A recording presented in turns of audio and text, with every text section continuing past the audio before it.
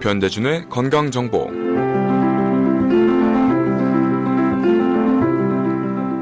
변대준의 건강정보 시간입니다.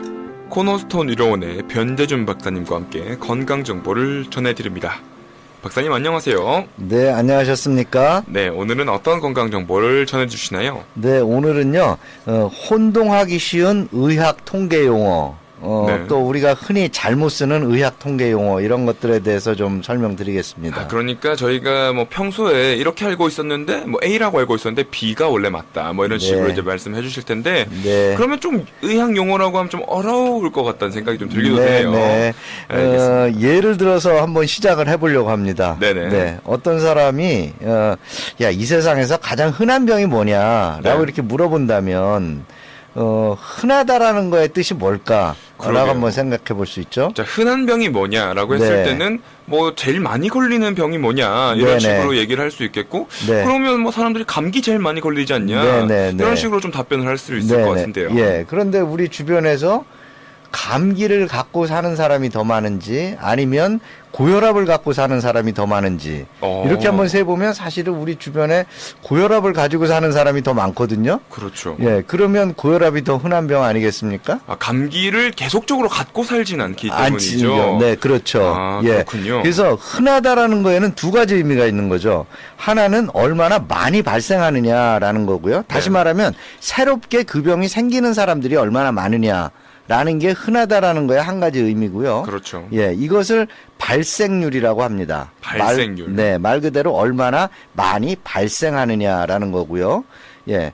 그다음에 흔하다라는 거에 다른 하나의 의미는 뭐냐면 얼마나 많은 사람이 현재 그 병을 가지고 있느냐라는 그렇군요. 거죠. 그래서 현재 얼마나 많은 사람이 그 병을 가지고 있느냐는 유병률이라고 이야기를 합니다. 잠깐 정리를 해보면 이제 그 병이 생긴 사람이 얼마나 되느냐. 네, 새로 생기는 그렇죠. 수. 그러면 우리가 흔히 뭐 감기가 흔하다 이렇게 하면 감기의 발생률이 높다. 네. 이렇게 말씀드릴 수 있을 것 같고. 네네. 그러면 이제 유병률 같은 경우에는 현재 얼마나 그 사람들이 많은 네. 사람에게 그 병이 있느냐. 네네. 그러면 이제 뭐 고혈압의 유병률이 높다. 네네. 이런 이렇게 식으로 얘기를 할 수 있죠. 네, 말씀드릴 수 있을 것 같네요. 네네. 알겠습니다. 이거 지금 발생률, 유병률까지만 해도 벌써 어려운데. 네, 조금만 더 자세히 설명해 주시겠어요? 네네. 지금 말씀하신 대로 이제 가장 흔히 발생하는 병은 감기다. 네. 그러면 발생률이 높은 병이 감기다. 이렇게 할 수 있는 거고요. 그렇죠. 예, 가장 많이 가지고 있는 병, 네. 가장 많은 사람이 가지고 있는 병, 이거는 이제 유병률이죠. 예를 들면 고혈압이나 당뇨 같은 병이고요. 네. 예, 같은 말이 계속 반복이 되지만 발생률은 감기가 높아도 유병률은 고혈압이 더 높다 이렇게 얘기할 수 있는 거고요. 그렇군요. 그죠? 예, 이런 이유가 되는 것은 고혈압의 유병률이 높은 이유는 고혈압은 발생은 조금씩 하더라도 네. 병이 한번 생기면 발생하면 계속 가지고 사는 병이기 때문에 그 수가 누적되어서 유병률이 높아지죠. 그렇죠. 네. 그런데 감기는 발생률이 높아도 발생하자마자 빠른 시간 안에 치료가 되기 때문에 그 네. 병을 갖고 사는 사람의 수는 적죠. 그러니까 그렇죠. 유병률은 적게 되는 겁니다. 뭐 감기를 뭐 1년씩 걸리는 사람은 없기 때문에. 네네. 알겠습니다. 네. 자, 그럼 저희가 흔히 좀 얘기하는 것 중에 이 병의 사망률이 높다. 네네. 뭐 이런 식으로 얘기를 많이 하기도 하는데 네네. 그럼 사망률에 대해서 좀 얘기를 해보면 좋을 것 같아요. 네. 사망률은 아까 이제 발생률은 그 병이 새로 생기는 사람의 수가 얼마냐인데 네. 사망률은 그 병으로 죽는 사람이 얼마나 많은가를 얘기를 합니다. 그렇군요. 예를 들어서 우리나라에서 암으로 사망하는 사람 중에서 폐암으로 사망하는 사람이 제일 많다 또는 간암으로 사망하는 사람이 제일 많다라고 했을 때 이것은 간암이나 폐암으로 실제로 사망하는 사람의 수, 전체 수, 네. 절대적인 수를 이야기하는 거죠. 네. 그래서 그렇군요. 어떤 병으로 죽는 사람의 절대수가 많다라는 것을 사망률이 높다 이렇게 얘기를 하죠. 그렇군요. 그러니까 뭐 암 중에서 사망률이 높은 암의 순서는 뭐 폐암, 위암, 간암 순이다. 네네. 이렇게 그렇죠. 말씀을 해야 이제 사망률의 정확한 용도가 될 수 있겠고. 네네. 그렇습니다. 그런데 그러면 제가 이 이야기를 들으면서 예. 조금 의문이 가는 게 네네. 저희가 흔히 말하기를 뭐 췌장암 그러니까 네네. 이제 이자에 생긴 그 췌장암이 네네, 그렇죠. 사망률이 높다 이런 네. 식으로 얘기를 하는데 네네. 그럼 이 용어의 사용은 좀 잘못된 용어 사용인가요? 그 말이 맞으려면 췌장암의 사망률이 높다라는 말이 맞으려면 주변에 췌장암으로 돌아가시는 분이 많아야 되는 거예요. 그렇죠. 그죠? 근데 우리가 경험으로 보면 위암이나 간암으로 사망하시는 분들은 많지만 네. 췌장암으로 사망하시는 분들은 수가 그거보다는 적거든요. 그렇죠. 그러니까 췌장암의 사망률이 가장 높다. 이 말은 잘 맞지가 않는 말이에요. 그러면 이제 어떤 용어를 써야 정확할까요? 사실은 이것은 치명률이라는 말을 사망률과 구별하지 못해서 생기는 일이에요. 네. 예, 치명률이라는 건 뭐냐면 어떤 병에 걸린 사람 중에서 그 병이 치료가 안 돼서 그 병으로 죽는 확률.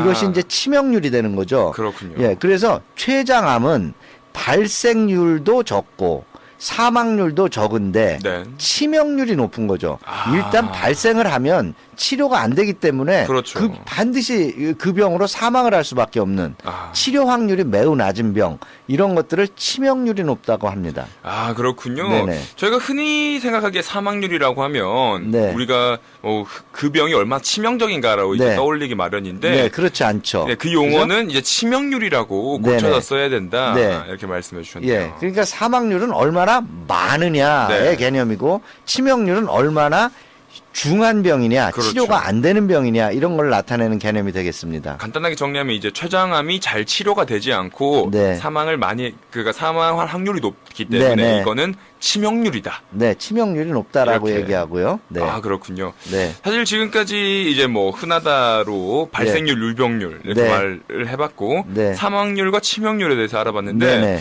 지금까지만 해도 굉장히 네. 혼동해서 많이 쓰는 네네. 용어인 것 같아요. 네, 이거를 한번 영어로 또 이야기를 하면 네. 더 어려워지죠. 그런가요? 사실은 예.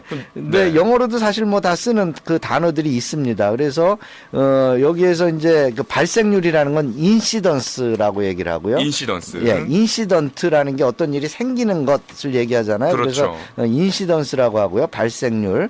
그다음에 유병률은 프리벌런스라고 합니다. prevalence. 예, 네. 예, 프리벌런트하다, 뭐 만연해 있다 이런 뜻이기 때문에 그렇네요. 예, 유병률은 프리벌런스라고 하고요. 네. 그다음에 이제 사망률은 모탈리티라고 합니다. mortality. 예, 모탈리티라고 하고 네. 그다음에 이제 치명률은 페이털리티. fatality. 예, 이렇게 얘기를 하죠. 이게 오히려 저는 근데 영어로 들었을 때 좀 네네. 개념이 좀 더 잘 와닿는 아, 느낌이 그렇습니까? 들기도 하는데요. 네네, 네. 제가 좀 이상한 건지. 아무래도 영어랑 좀 병기해서 쓰면 조금 더 이해하기 쉬우실 것 같다는 네네. 생각이 드는 네. 것 같습니다. 한자를 또 옆에 쓰면 더 이해하기 그렇죠. 쉽죠. 네. 네, 알겠습니다. 그러면 저희가 또 이제 흔히 쓰는 말 중에 예. 하나가 예. 그 검사가 얼마나 정확한가. 네네. 그러니까 검사의 정확도 네. 또는 진단 확률이 얼마나 되는가 네네. 이런 예. 부분에 대해서도 얘기를 하기도 하는데요. 네네. 사실은 의학에서는요, 정확도, 진단 확률 이런 말은 없습니다. 없는 것과 마찬가지예요. 그렇군요. 네네. 진단율이 100%라는 거의 의미가 뭐냐? 마치 아주 굉장히 좋은 검사 같고요. 확실한 것 같지만 그렇지가 않습니다. 그런가요? 예, 예를 들면은 우리가 1000명이 있는데 네. 그 중에 100명이 병이 있다. 100명이 환자다라고 하고요. 네. 그 100명을 발견하기 위해서 어떤 검사를 한다고 가정을 해보죠. 네. 예, 근데 1000명에 대해서 검사를 했는데 네. 900명이 그 1000명이 전부 병이 없다. 아. 이런 결과가 나왔어요. 그럼 이제 100명은 병이 있는데도 병이 없다라고 나온 거죠. 네. 그럼에도 불구하고 우리가 소위 말하는 진단 확률 또는 정확도라는 개념에서 보면 90%의 정확도가 있는 거예요. 왜냐하면 그렇군요. 1000명 중에 병이 없는 900명에 대해서는 병이 없다고 했죠. 다만 병이 있는 네. 100명에 대해서 틀린 거거든요. 이게 사실 90%라고 하면 굉장히 높은 수치 같은데 네네. 또 이렇게 들으니까 90%라는 게 아무런 의미가 없죠. 의미가 없다라고 느껴지네요. 예, 왜냐하면 병이 있는 것을 있다고 하고 네. 없는 것을 없다고 하는 게 중요한 거지. 그렇죠. 통털어서 전체를 평균 내서 몇 사람을 맞췄느냐는 중요성이 별로 없죠.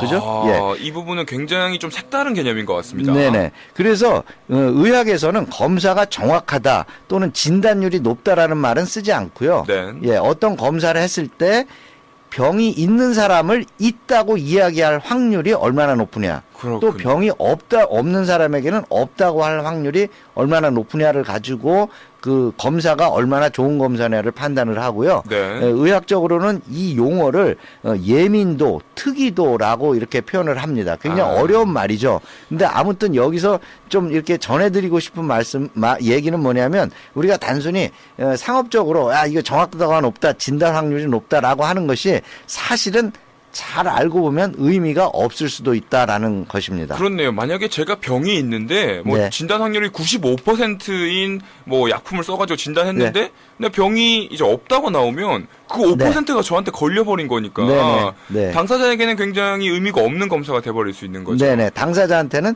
병이 있는 사람을 있다고 할 확률이 100%인 검사가 의미가 있는 거죠. 그렇군요. 네. 그러니까 따로 나눠서 병이 있는 사람에게 병이 있다고 할 확률, 그리고 네. 병이 없는 사람에게 없다고 할 확률이 얼마인지를 따지는 게 중요하다. 네, 그렇습니다. 이렇게 말씀해 주셨네요. 네네. 이 부분도 굉장히 좀 색다른 개념인 네. 것 같습니다. 네네. 자, 그러면 이제 우리가 신약이, 그러니까 예. 새로운 약이 나왔을 때, 네네. 뭐 치료 효과가 2배 높아졌다, 예. 뭐 100% 높아졌다, 네네. 이런 얘기를 또 많이 듣기도 네. 하는데요. 그거는 거짓말은 아니지만은 네. 우리가 그 판단을 잘 해봐야 되는 거죠. 예를 하나 들어보겠습니다. 네. 1000명의 환자가 있는데 그동안에 약을 써서 한 명밖에 치료를 못했어요. 약 효과가 별로 없는 거죠. 거의 없네요. 예, 1000명의 환자 중에 한 명밖에 치료가 안 되니까 다시 말하면 999명은 별로 약을 먹어도 아무런 효과가 없었다 이런 뜻이잖아요. 네. 근데 새로운 약이 나와서 1000명의 환자한테 줬더니 3명을 치료했다라고 한다면 그전 약은 한 명밖에 치료를 못했는데 새로 나온 약은 3명을 치료하기 때문에 분명히 치료 효과는 3배가 높습니다. 300% 치료 그렇죠. 효과가 높죠. 그러나 거꾸로 생각하면 한 명을 치료하는 약은 999명이 불필요하게 약을 먹었지만은 네. 3명을 치료하는 약이라 하더라도 997명이나 되는 많은 사람들이 불필요하게 약을 먹게 되는 거죠. 약을 그렇군요. 먹어도 치료를 못 받는 거죠. 그죠? 네. 예. 그래서 그 치료된 사람의 수 1명과 3명을 비교하면 300%의 치료 효과가 있을지는 모르지만 네. 치료가 안 된 사람을 생각하면 아무런 의미가 없죠. 이게 단순히 네. 수치적으로 봤을 때 0.1%에서 0.3%로 올라간 것이 이게 여러분이 딱 들었을 때 이거 진짜 얼마 안 되구나 생각하실 네. 수 있을 것 같고요. 네. 근데 만약에 반대로 한 20% 치료 효과가 네네. 있었는데 네네. 그게 3배로 높아졌다 네. 하면 그런 쪽에선 좀 의미가 있을 수 있겠네요. 그렇죠. 그러니까 그 전에 쓰던 약이 얼마만큼 효과가 있었느냐를 판단하고요. 네. 예, 그 약을 썼을 때 치료가 안 되는 사람이 또 얼마나 되는지 이런 절대수들을 보는 것들이 좀 이해하는 데 도움이 되죠. 그렇군요. 이제 마지막으로 얘기해 주신 치료 효과에 대해서는 그 전에 얼마나 효과가 있었느냐를 네네. 먼저 파악하는 것이 네네. 좋다. 그러니까 네. 2배, 3배 올라갔다는 것이 뭐 완전히 뭐 거짓말은 아니지만 네네. 일단 기존의 약 효과가 얼마나 있었는지를 파악해야 한다. 네, 우리를 혼동스럽게 만들 수 있는 그런 수치라는 것입니다. 그렇군요. 이게 네. 좀 잘못된 상술에 쓰일 수도 있겠다. 네네, 그럴 라는 수도 생각이 있죠. 들기도 하네요. 네. 자, 오늘의 변제준 건강정보는 혼동하기 쉬운 의학 통계 용어, 잘못 쓰는 의학 통계 용어에 대해서 알아보았고요. 발생률과 유병률의 차이, 그리고 이제 사망률과 치명률의 차이, 그리고 검사의 정확도나 진단 확률의 약간 오류성, 네. 그리고 치료 효과가 2배, 3배 좋다는 것에 좀 이제 정확도에 대해서 예. 네, 이렇게 의미에 대해서. 네, 의미에 네. 대해서 알아보았습니다. 오늘은 좀 여러분의 상식을 넓히는 데 도움이 되는 의학 정보가 아니었나 생각이 드는데요. 네, 좀 어려웠을지 모르겠습니다. 네, 그렇죠. 네. 살짝 어렵긴 했지만 네네. 조금만 더 곰곰이 들어보신다면 네. 정말 중요한 그리고 유용한 정보가 아니었나 그렇게 생각이 듭니다. 변재준의 건강정보 시간 코너스톤 의료원의 변재준 박사님과 함께 배워봤습니다. 박사님 오늘도 감사합니다. 네, 다음 시간에 뵙겠습니다.